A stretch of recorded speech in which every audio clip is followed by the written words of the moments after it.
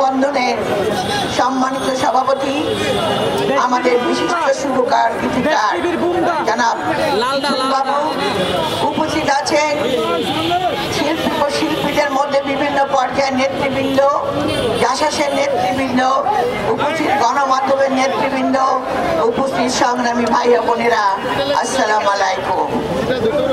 আমি কিছুদিন আগে একটা কথা বলেছিলাম, সেটা হলো আওয়ামী লীগের সেই যে স্বৈরাচার দুঃশাসনের পায়ের শব্দ এখনো মাঝে মাঝে পাওয়া যায়।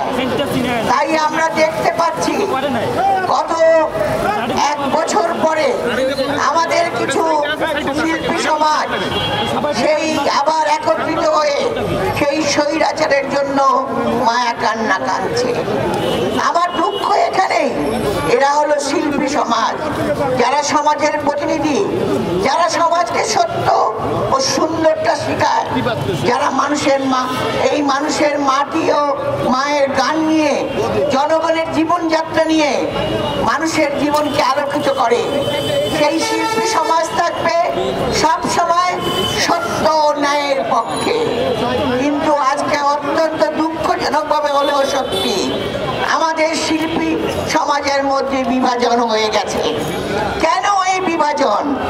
আমি শুধু বলতে চাই, যারা আজকে কান্নাকাটি করছেন তাদেরকে বলছি যে আপনারা কি সেদিন জনসাধারণ থেকে বিচ্ছিন্ন হয়ে তৎকালীন স্বৈর সরকারের বিভিন্ন সুবিধা নিয়ে আপনারা সেদিন সুবিধা নিয়ে নিজের আত্মসুখ উপলব্ধি করেছেন এবং নিজেদের সম্পদ গড়ে তুলেছেন? আপনারা সেদিন দেখেন নাই কিভাবে আয়না ঘরে বাবাকে বন্দি করে একটি সন্তানকে বাবার কোল থেকে বিচ্ছিন্ন করেছে?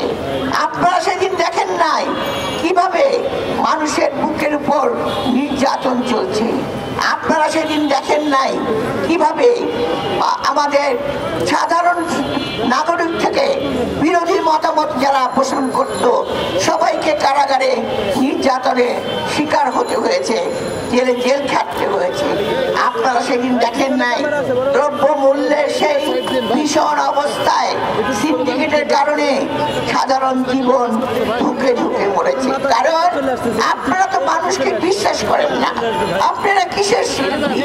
আপনারা নিজেদের সম্পদ করার জন্য আপনারা সেদিন কাজ করেছেন, বিভিন্ন রকম ভাবে অকল্পনীয় সমস্ত তুলে ধরেছেন।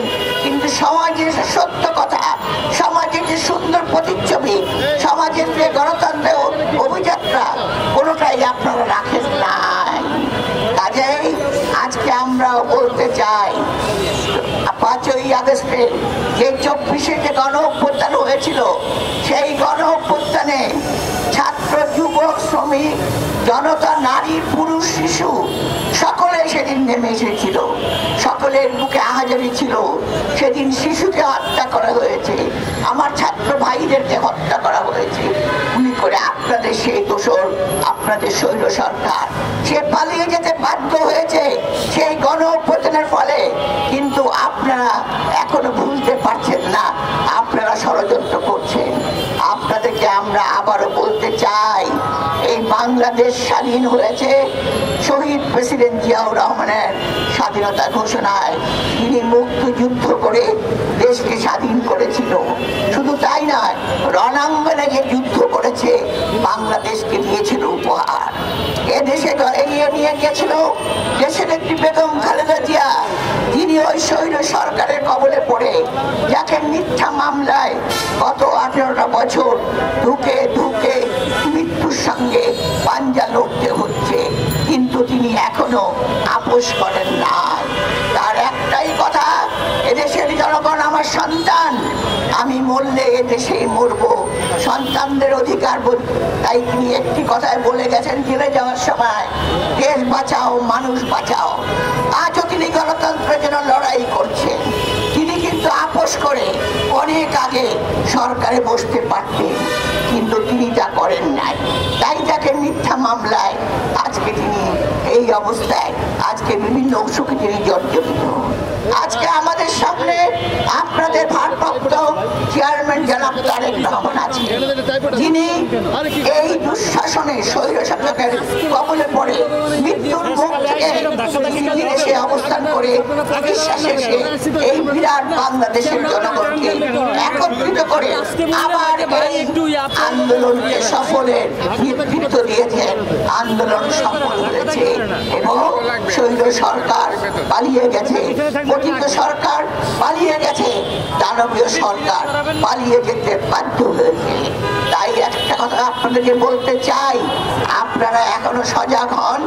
আপনারা শিল্পী মানুষ, শিল্পী চর্চা করেন বিভিন্ন ক্ষেত্রে, যে যেখানে আছেন আপনাদের চর্চার মধ্যে দিয়ে এদেশের মানুষের সাধারণ জীবন, এদেশের মানুষের চিত্র, এদেশের মানুষের ছবি এবং এদেশের মানুষের কথা বলার অধিকার, সেই অধিকার যেন ফিরে আসে। আপনারা সাবধান হয়ে যান, কারণ ছাত্র জনতা, শিল্পী এবং নারী, পুরুষ, শিশু সবাই আগে সচেতন। আপনার সচেতনতার কথা বলে লাভ নাই, চেতনার কথা বলেও লাভ নেই। মুক্তিযুদ্ধ চেতনার কথা বলে বাংলাদেশকে শোষণ করেছেন এই আপনারাই, আপনাদের সহযোগে আপনাদের সরকার। তাই আমরা বলতে চাই, এই প্রতিবাদী শিল্পী সমাজ যারা আজকে এখানে দাঁড়িয়েছে তাদেরকে বলতে চাই, আপনারা সব সময় অন্যায়ের বিরুদ্ধে সোচ্চার থাকবেন। সেই সোচ্চার হবে জনগণের জন্য, জনগণের অধিকারের জন্য, গণতন্ত্রের জন্য। ধন্যবাদ। আল্লাহ হাফেজ। বাংলাদেশ জিন্দাবাদ, বেগম জিয়া জিন্দাবাদ, শহীদ জিয়া অমর হোক, তারেক রহমান জিন্দাবাদ। সাংবাদিক বন্ধুরা একটু অপেক্ষা করতে হবে। এখন আজকের অনুষ্ঠানের সভাপতি এবং সংস্কৃতি ফ্যাসিস্ট বিরোধী আন্দোলনের রূপকার